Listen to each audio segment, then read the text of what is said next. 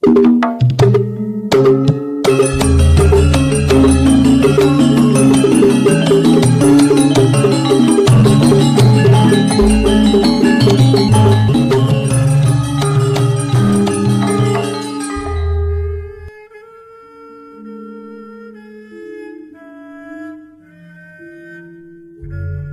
Ibu, para kadang kinasih simbah-simbah lan adik-adik, para rama suster bruder berkah dalem Gusti, sugeng rawuh wonten ing PDSK channel menika. Kados pundi kabar panjenengan? Mugi-mugi bagas kasarasan kesehatan kawilujengan tansah mengku kula panjenengan sami anggenipun nglampahi gesang ing dinten menika, lan mugi-mugi lumantar panglimbang basa Jawi waosan Injil kula panjenengan sansaya saged gayuh iman kapitadosan ingkang leres lan mantep. Langkung-langkung anggenipun kula panjenengan sansaya setya ngayahi jejibahan utawi timbalan dalem Gusti wonten ing madyaning gesang pasrawungan. Selamat berhari Minggu. Dinten menika kula panjenengan mlebet ing Minggu Limprah ingkang kaping 51. Lan sabda dalem Gusti ngajak kula panjenengan dados murid-murid dalem Gusti menika ngayahi menapa ingkang dados timbalan kula panjenengan. Lan anggenipun ngayahi timbalan kula panjenengan kapurih sadar timbalan menika boten gampil lan tantangan sing diadepi ya ora sethithik. Mila jejering murid dalem Gusti dikersakake supados kanthi bungah lan kanthi penuh tanggel jawab ngayahi menapa ingkang dados dawuh-dawuh dalem Gusti. Pramila monggo kita pirengaken sabda dalem Gusti ing dinten menika lan kita wiwiti kanthi sembayang sawetawis. Konjo ing asma dalem Hyang Rama saha Hyang Putra tuwin Hyang Roh Suci. Amin. Suwawi sami munjuk Gusti Yesus sabda dalem Hyang Rama ingkang sampun manjalma mugi karsa ngandika dhateng kawula wonten ing asepen ing telenging manah kawula. KBKO kegiatan lan panglipur ingkang manjing ing sabda dalem kapenuwana kawula mawira ing kawicaksanan dalem. Mugi-mugi srana anggen kawula maos lan mirengaken sabda dalem kawula sansaya nunggil ing sampeyan dalem. Amin. Waosan Injil kapetik saking Injil Lukas bab 11 ayat 1 ngantos dumugi 12, kalajengaken ayat 17 ngantos dumugi 20. Nalika samono Gusti Yesus matah murid liya 72 cacahe didhawuhi ngloro-ngloro ndhisiki tindak dalem menyang kutha-kutha utawa papan-papan sing bakal dirawuhi. Dawuh dalem mangkene, panenane mono akeh nanging sing derep mung sethithik. Mula nyuwuna marang sing derepake supaya ngutus wong derep ing panenane. Mangkata nanging mangertiya kowe dak utus kaya wedhus ing antarane asu wajak.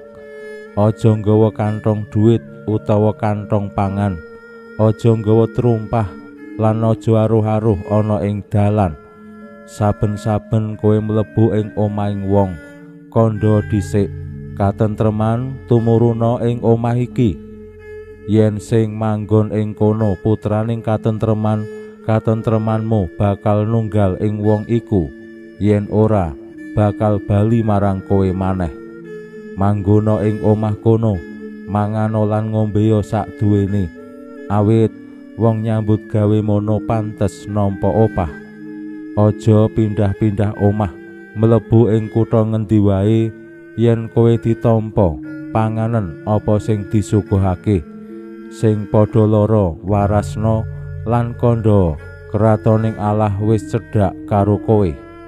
Nanging yen kowe mlebu ing kutha lan wong-wonge emoh nampa metuwa menyang dalan lan kandha bleduking kuthamu sing nemplok ing sikilku dak kebutake bali marang kowe. Nanging mangertiya kratoning Allah wis cepak.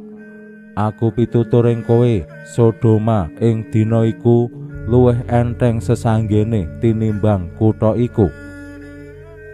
Murid 72 mau baline padha bungah lan padha matur, "Gusti, setan-setan kemawon sami tunduk dhateng kula krana asma dalem." Gusti nuli ngandika marang wong-wong mau, "Aku weruh setan jungkel saka ing langit kaya dene tatit. Saknyatane kowe padha dak paringi panguwasa kanggo ngidak-idak ula lan kala jengking lan kanggo nduwa kekuwataning mungsuh nganti ora ana siji-sijia sing bisa gawe pituna marang kowe. Nanging kowe aja bungah-bungah marga roh-roh ala padha tunduk marang kowe, balik dipadha bungah marga jenengmu kecathet ana ing swarga." Makaten sabda dalem Gusti. Suwawi sami munjuk, Gusti kawula munjuk sembah nuwun karana sabda dalem dadosa obor ingkang madangi margining gesang kawula.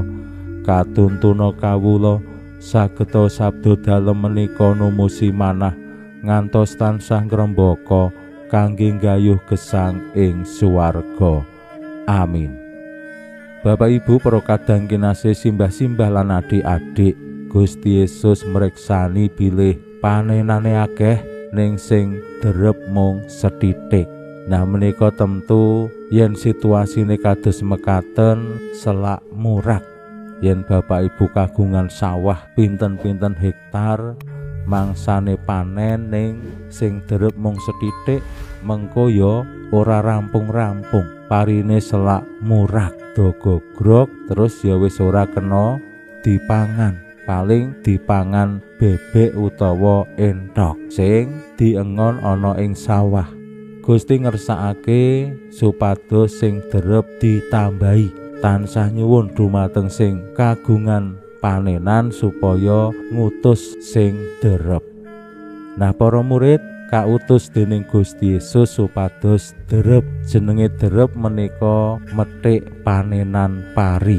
Ing jaman menika sampun saperangan papan migunakake alat penuai padi. Nek jaman rumiyin menika tasih ngangge ani-ani lan yen ora prigel tenan iso suwe. Nek sing prigel nggo ani-ani ya iso cepet. Mandang ani-anine wis do ora iso, terus dirit nganggo arit. Nggo arit wis kesuwen, terus nganggo alat teknologi ben cepet. Nah menika modernisasi anggene panen yen Bapak Ibu menika petani. Lan tentu biayane ya sansaya suwe sansaya akeh, sok-sok antarane panenane karo biaya ora cucuk nggo tombok. Gusti Yesus ngersakake supados panenane ndang dieneni. Para panderep sing diutus menika akeh lan Gusti ngutus murid cacah 72. Ingkang kautus kalih-kalih supados ndlajahi kutha utawi desa utawi papan ingkang ing sakmangkih bakal dirawuhi Gusti. Para murid menika kautus supados miwiti utawa nggih caos kabar bilih kratoning Allah wis cepak, Gusti bakal rawuh. Yen ditampa mula nggih ing mriku saged leren sedhela mangan ngombe lan srawung. Ning nek ora ditampa ya ketapno bleduge. Menika dados salah setunggal strategi ingkang dipun ginakaken Gusti Yesus rikala saderengipun Gusti ngalami utawi nampi penolakan saking sederek-sederekipun tangga tepalih ing Nazaret. Mila Gusti ngutus murid cacah 72. Tumraping kula panjenengan sami ingkang sepisan yen pengin dadi murid-murid dalem Gusti, awake dhewe ya kudu siap sumadya kautus ngayahi timbalan ingkang dipun paringaken Gusti. Mila awake dhewe wong Katolik, mbuh sampun sepuh, mbuh tasih alit, kudu ya nduweni semangat pangladosan, semangat kautus ngayahi timbalan. Aja ngasih awake dhewe malah jaya endo. Mbuh kuwi kautus dadi pengurus, terlibat cawe-cawe ing pasamuan ing tengahing masyarakat menika saged kula panjenengan maknani perutusan. Lan wonten ing perutusan menika Gusti ngersakake ora perlu nggawa werna-werna. Awit perutusan menika ya ora suwe nggih. Nek dadi prodiakon menika namung 3 taun, nek isih kuat ya 6 taun. Kadangkala wonten sing pengin dadi prodiakon seumur hidup, boten dangu. Lan anggenipun tugas menika nggih boten saben dinten, mbok menawa ya seminggu sepisan utawa seminggu ping kalih yen wonten kegiatan mirunggan.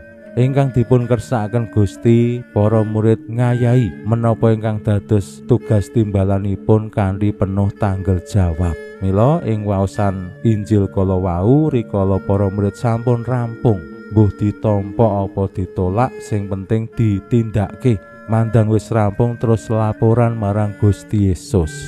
Gusti, setan-setan kemawon sami tunduk dhateng kula krana asma dalem. Para murid estu ngraosaken kados pundi panguwasa dalem Gusti ingkang nunggil wonten ing tugas timbalan. Gusti mboten nglirwakake, Gusti mboten mendel kemawon. Ning rikala para murid kautus, Gusti ya maringi berkah, maringi sih nugraha supaya anggone ngayahi tugas timbalan para murid estu nampi pitulungan. Lan para murid estu bingah. Mugi-mugi lumantar sabda dalem Gusti menika kula panjenengan sansaya wantun lan penuh kabingahan ngayahi tugas-tugas wonten ing tengahing masyarakat lan ing tengahing pasamuan. Pinuji Allah sakmenika sarta ing salami-laminipun, salam sehat, salam bahagia, salam katentreman. Lan mugi-mugi lumantar panglimbang dinten menika kula panjenengan tansah jinangkung ing berkah dalem Gusti ingkang Maha Kuwasa, Hyang Rama saha Hyang Putra tuwin Hyang Roh Suci. Amin.